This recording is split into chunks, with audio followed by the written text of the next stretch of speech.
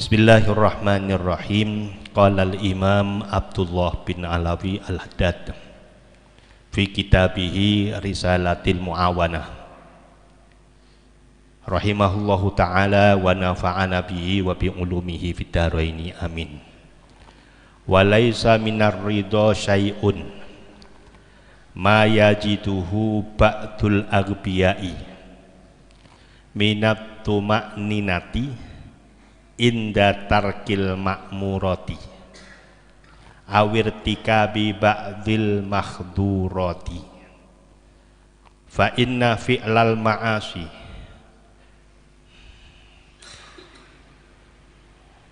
wa tarkat ta'ati mimma yaskhutullah ta'ala. Ngendika Imam Abdullah Sayyid Abdullah bin Alawi al-Haddad di dalam kitab beliau, karya beliau Risalatul Muawanah. Mudah-mudahan kita semuanya mendapatkan cucuran barokah ilmu beliau. Walaisa minar ridho lan ora ono minar ridho saking sifat ridho syai'un apa suci-suci ma ing barang yajiduhu kang nemu apa sai hu ing ma kang nemu hu ing ma ba'dul aghbiya sapa sebagian wong-wong kang bodoh minat tumakninati saking anteng inda tarkil ma'murati nalikane ninggal pira-pira perintah awirtikabi utawa ngelakoni ba'dil makhdurati sebagian pira-pira larangan fa inna moko setuhune fi'lal ma'asi kelakuan fi'lal ma'asi ngelakoni maksiat wa tarkat ta'ati lan ninggal pira-pira taat mimma iku saking barang yaskhutullah kang bendu sapa Allah taala. Fa kaifa mongko kaya apa yardo huwa ridho sapa wong bisaiin kelawan suwi-suwi la yardallah bihi kang ora ridho sapa Allah bihi sebab syai. Imam Abdullah menyampaikan tidak termasuk bagian dari sikap ridho ketika ada seseorang yang merasa tenang batinnya dengan perbuatan dosa, sebagaimana tidak masuk kategori ridho ketika ada seseorang tidak melakukan perintah-perintah Allah. Dados Imam Abdullah temeriki menjelaskan tentang posisi ridho, bahwa menawi wonten tiyang merasa tenang dengan perbuatan buruknya, ngelakoni dosa pikirane seneng,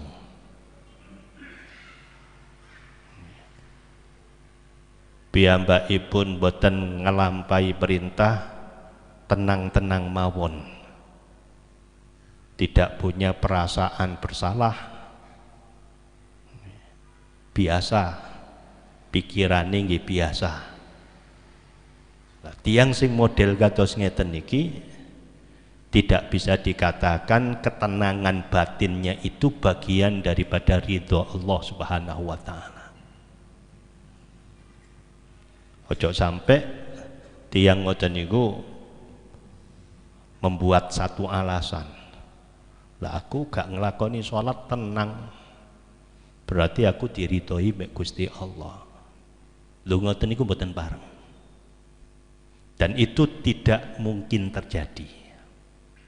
Sebab keridhaane Gusti Allah niku ada pada siapapun yang ikut aturan. Gusti Allah tidak melihat siapa mereka, dari bangsa mana, keturunannya sinten, darah biru atau darah merah. Tidak dilihat dalam hal itu. Sing penting manut.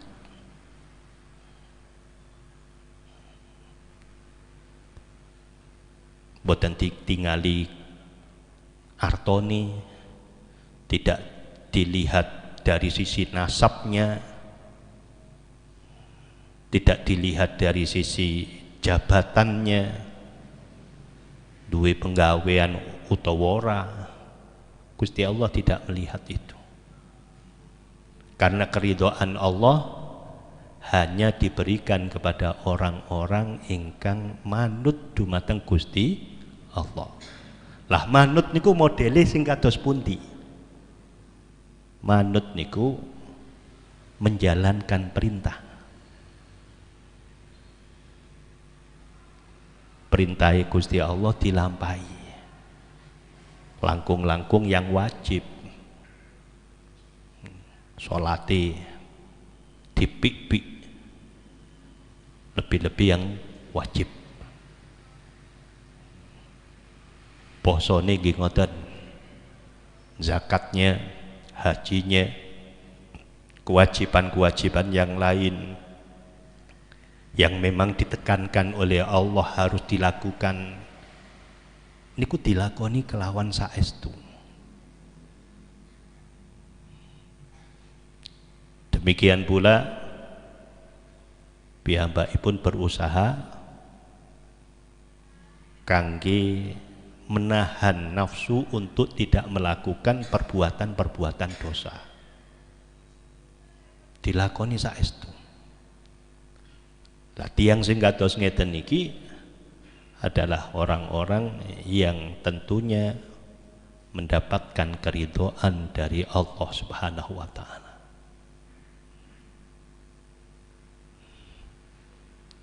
Terus alasan tiang sing sanjang aku gak sholat tenang, aku ngelakoni dosa marem-maremai. Dadi yang sing model kados ngeten iki bukan berarti dia mendapatkan ridho. Justru miturut Kanjeng Nabi, orang yang tidak susah dengan perbuatan buruknya, tidak bahagia dengan kebaikan yang ia lakukan, itu pertanda imannya yang ada di dalam hati sungguh sangat menipis. Idza sarratka hasanatuka wa asa'atka sayyi'atuka fa anta mu'min. Dawuhe Kanjeng Nabi, apabila Anda setelah melakukan dosa duwe perasaan salah dalam hati, wis mari ngelakoni dosa kok gak tenang sampean, ada perasaan gundah, ora tenang, tidak nyaman, mari ini ngelakoni dosa niku lho krasa salah. Lajeng sak mantune ngelakoni keapian, jenengan ono adem ayem pikire. Senajano tiang boten semerap, sing semerap mek panjenengan tok kalih Gusti Allah, pikire sampean adem. Mari sedekah, pikire adem, penak. Maka apa yang dikatakan oleh baginda Rasul? Fa anta mu'min. Perasaan yang sedemikian rupa itu menandakan bahwa dalam hatinya ada keimanan kepada Allah Subhanahu wa taala. Dadi sampean sing bunga. Lek sampean iku ngelakoni dosa terus susah, mari ngelakoni keapian, mari ngelakoni ibadah terus ono perasaan anteng ayem, seneng no atine, bergembiralah. Karena itu adalah pertanda iman. No atine sampean ono iman. Tapi sebaliknya, lek wonten tiyang anteng kalian dosa. Kalau di dalam bahasa kitab Sulamut Taufik, al-israr ala dzambi, terus menerus dalam melakukan dosa. Mari ngelakoni dosa kepingin maneh, merasa nikmat dengan dosa itu, ketagihan dosa, ketagihan dosa, ketagihan dosa. Dia dalam kondisi senang melakukan dosa. Ini berbahaya. Karena itu pertanda menipisnya iman di dalam hati.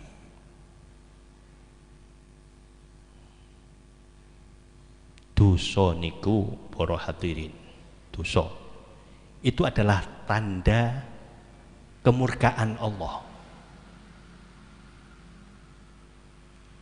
Dosa itu adalah akibat dari satu perbuatan.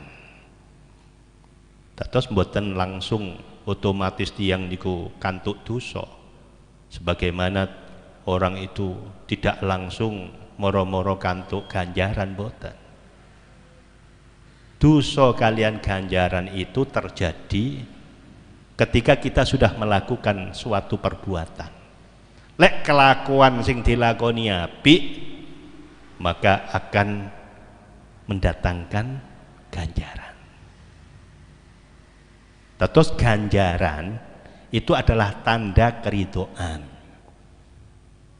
Berarti sampean diridani karo Gusti Allah, akhirnya kali Gusti Allah dikei ganjaran. Terus ganjaran menika boten saged ditingali sak menika. Sebagaimana dosa tidak bisa dideteksi hari ini. Niki sing hadir niki. Boten ketinggal dosane sak pira, ganjarane sak pinten boten ketinggal. Sebab niku sifatnya adalah nisbi. Sifatnya tidak kelihatan. Tapi wonten tapi nih para hadirin. Dosa kendati pun tidak kelihatan, tapi membawa efek. Wonten resiko. Tiang ngelakoni dosa bener ora krasa jare wong niku. Ngelakoni dosa nggih mboten terbebani. Napa wis mari ngelakoni dosa terus abot kabeh kan mboten biasa.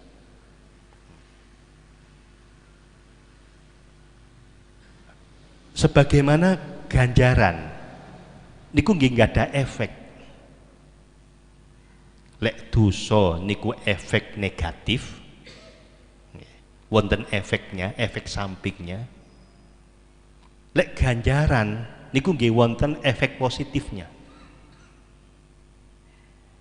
Napa kira-kira efek negatifnya dosa? Ada perasaan tidak tenang. Boten penak atine.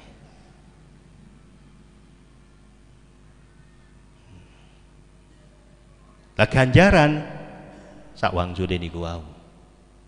Ayem pikire. Coba inja dengan hari ini, detik ini hadir di majelis taklim yang seperti ini, menapa wonten sing ngundang? Boten. Napa golek wis mulai kok mbek takmir dikei sembako? Boten. Tapi kenapa Anda datang? Kenapa Anda membuang atau menyisihkan kegiatan-kegiatan yang lain? Padahal sampean nggih kadang-kadang sebagian dari kita banyak kesibukan di luar sana. Kenapa kita doyo-doyo hadir 1 jam duduk untuk mendengarkan ilmu? Karena ketika kita hadir ada ketenangan batin. Lho niku sing larang. Ketenangan batin tidak bisa diukur dengan kekayaan. Ketenangan batin tidak bisa diukur dengan seberapa banyak jabatan publik yang kita sandang. Ketenangan batin itu datang dari Allah. Tuma'ninatul qalbi ja'a minallah. Ketenangan batin hanya datang dari Allah. Beda dengan orang-orang yang melakukan dosa. Wong nglakoni dosa niku cuma ketika nglakoni dosa seneng, marine niku senep. Pikirkan gak tenang.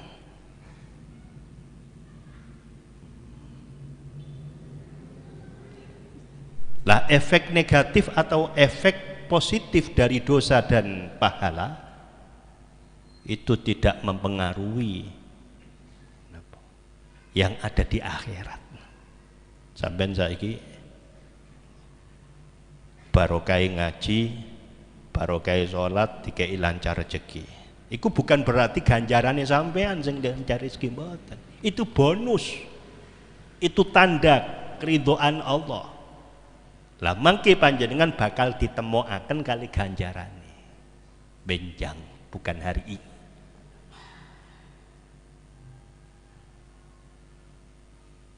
Saumpama para hadirin tiang ngaos ngeten iki ditampakkan pahalanya. Dirose Kanjeng Nabi lek saempek tiang ngaji kados ngeten iki terus dipun tingalaken ganjarane. Di dalam kitab Manhajus Sawi disampaikan sungguh tuku-tuku akan tutup semuanya. Mereka akan berebut untuk masuk ke masjid hanya untuk mendengarkan satu ilmu. Allahumma shalli ala Muhammad. King polane kula kalian sampean boten semerap. Sehingga karena tidak tahu kita terkadang lebih mementingkan duniawi daripada akhirat itu sendiri.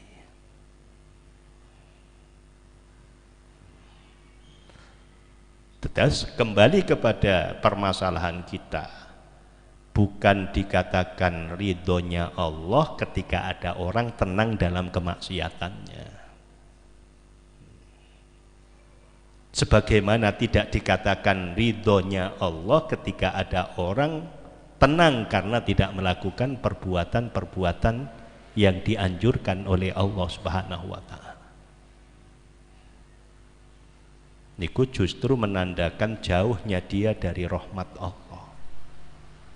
Fa kaifa yardahu bi syai'in la yardallahu bihi. Bagaimana orang itu akan ridho terhadap apa yang tidak diridhoi oleh Allah?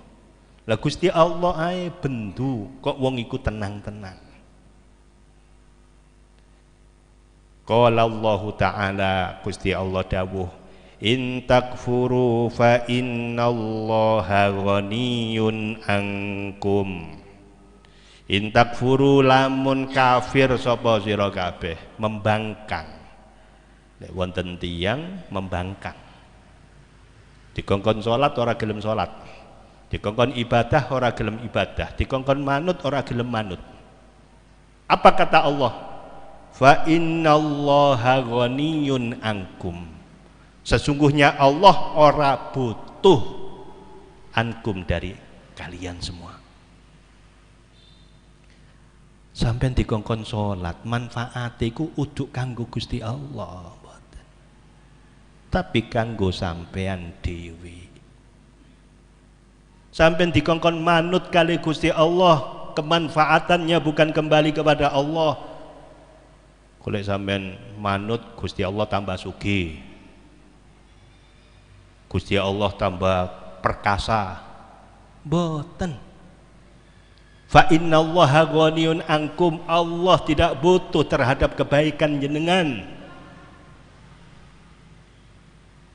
Sampean mau sholat seperti malaikat sekalipun tidak menambah terhadap derajat Allah.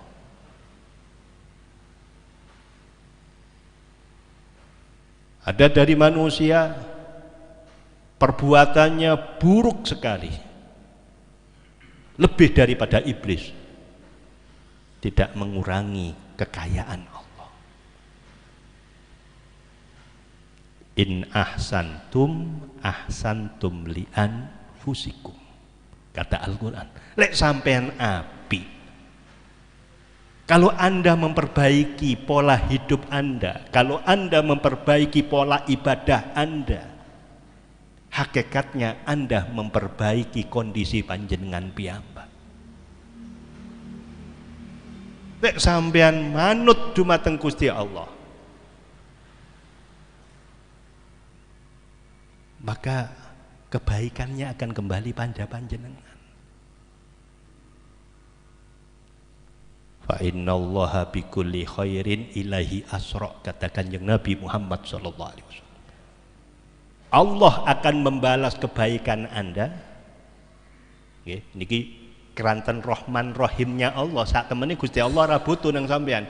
Tapi lek sampean manut, Allah akan membalas kebaikan Anda melebihi daripada kebaikan Anda itu kepada Allah. Lek sampean api ibadai, lek api manuti sampean nang Gusti Allah, kata Allah, kata Kanjeng Nabi, balene tutuk Gusti Allah luwih gede.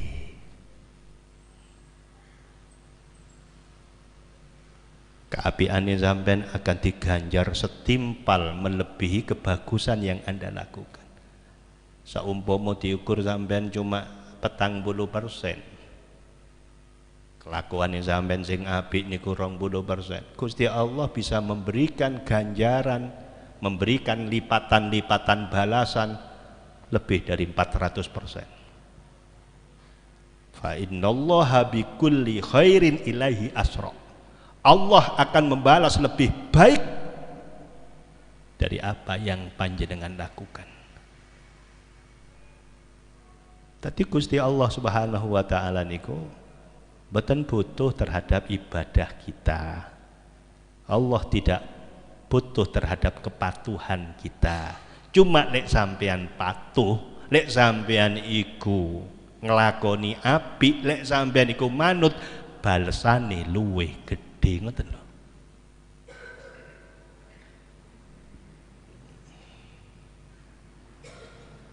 Maka daripada itu kula njenengan penting kangge napa para hadirin, kangge ngedepaken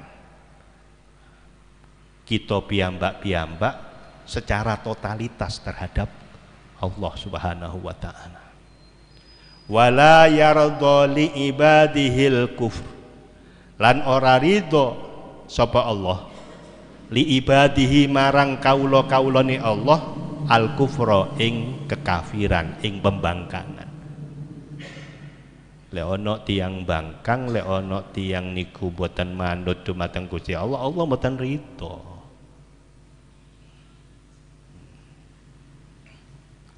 Wa in tashkuru yardahu lakum, menawa nyukuri sapa sira kabeh, panjenengan bisa tahu diri, aku dikai urip ganok pajeki, meripat, iso ndelok tangan aktif dengan baik, jalan masih bisa, masih dikasih nyawa lagi, masih dikasih bisa beribadah lagi, terus disyukuri kalau sampean dengan menggiatkan diri di dalam ketaatan kepada Allah, yardahu lakum, maka Allah ridho kepada panjenengan. Ini ayat jelas, teman. Lek ana wong manut Gusti Allah ridho, lek ana wong gak manut Gusti Allah ora ridho. Tapi manuti sampean dumateng Gusti Allah ora butuh. Dados kantun kula kalan panjenengan nimbang-nimbang, kepingin diridani karo Gusti Allah apa ora? Lek kepingin diridani karo Gusti Allah mesti penak. Uripe dunyane penak, akhirate langkung-langkung malih.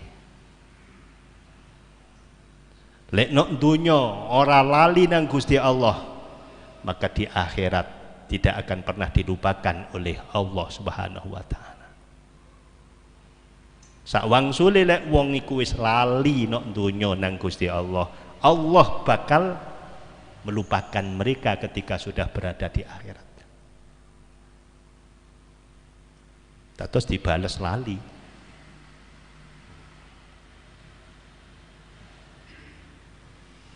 Ajibu da'i Allah wa aminu bihi yaghfir lakum dzunubakum wa yujirkum min adzabin alim. Peringatan dari Allah. Ajibu da'i Allah. Menungso dirose Gusti Allah nih. Ayo manut nang Gusti Allah. Sing apik nglakoni sampean. Wa aminu bihi.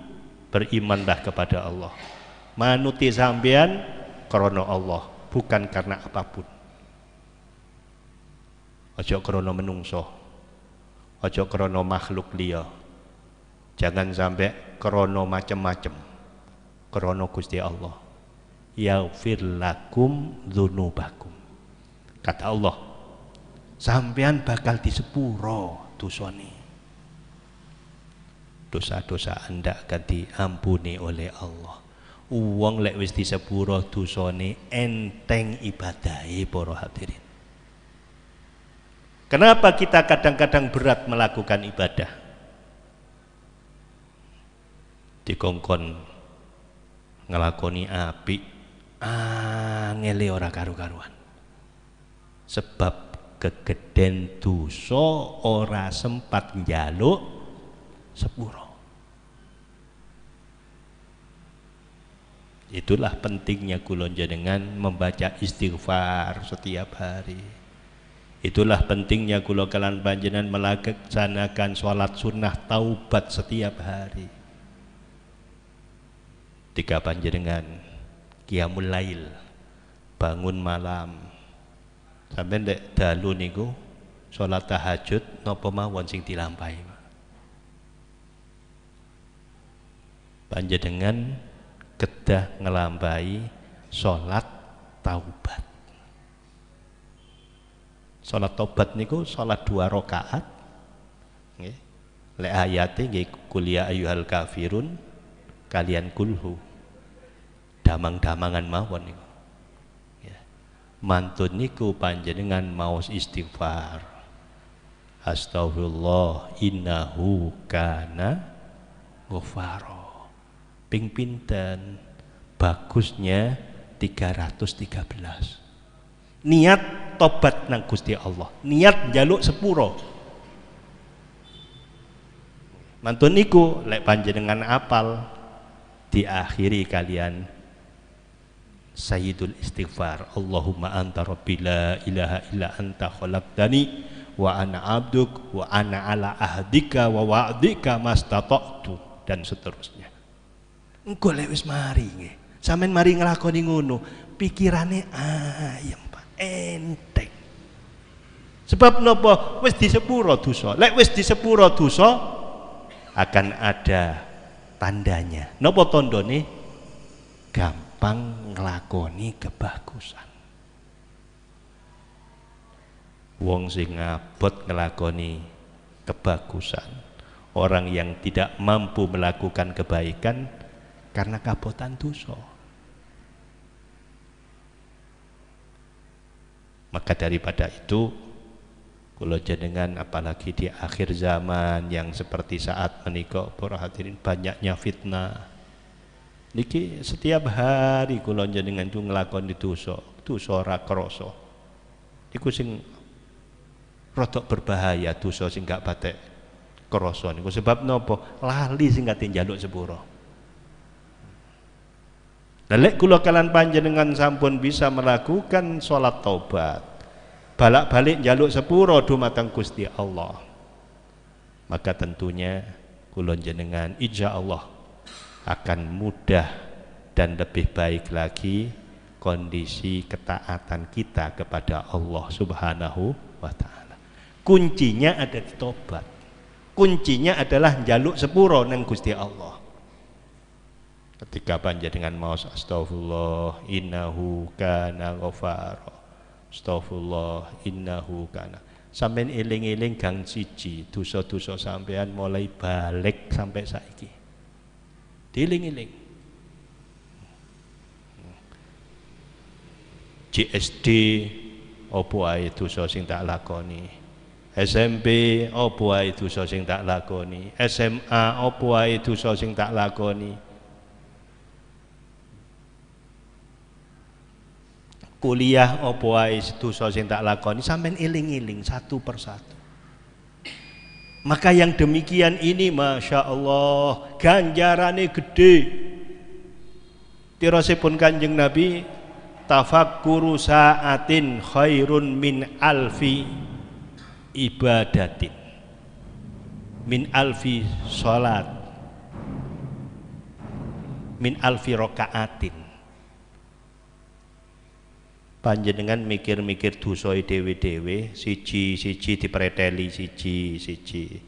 Dulu aku pernah tidak melakukan sholat ketika masih SMA, pirang-pirang tahun, ngoten. Niku diiling-iling terus diistighfari, astagfirullah innahu kana ghafar. Sampeyan eling siji, kelakuane sampeyan sing biyen-biyen niku sampeyan preteli siji. Atau niku njaluk sepura nang Gusti Allah pun telah otomatis para hadirin, para hadirah. Otomatis setelah daripada itu lega atine sampean. Enteng atine sampean. Lah ini yang kita cari. Tumakninanya hati, tenangnya hati ketika sudah mendapatkan Allah, itu adalah surga sebelum kita masuk ke dalam surga Allah. Allahumma shalli ala Muhammad. Mugi-mugi mawon kula jenengan termasuk orang-orang yang dipilih oleh Allah untuk menjadi ahli tobat, dipilih oleh Allah untuk menjadi ahli sholah, bisa membangun akhirat kita masing-masing sebelum kita memasuki akhirat yang sesungguhnya. Kita bisa bertaubat kepada Allah atas segala dosa-dosa yang sudah pernah kita lakukan, dan kita bisa membenahi sebelum kita kembali ke hadapan Allah. Dan tentunya itulah jaminan kita untuk mendapatkan husnul khotimah. Amin ya rabbal alamin.